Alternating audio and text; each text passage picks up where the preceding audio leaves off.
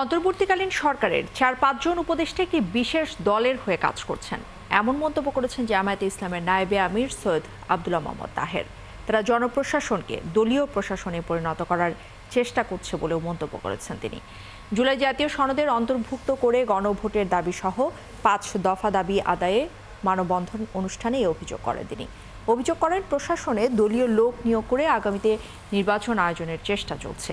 প্রশাসনে দলীয় লোক নিয়োগ করে কোনোভাবেই আসন্ন সুষ্ঠু নির্বাচন সম্ভব নয় বলেও জানান তিনি।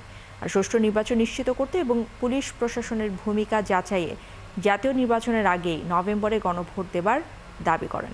অন্তর্বর্তীকালীন সরকার জামায়াত ইসলামীর দেওয়া ৫ দফা দাবি মেনে না নিলে আগামীতে আরও কঠোর আন্দোলনেরও হুঁশিয়ারি দিয়েছেন তিনি।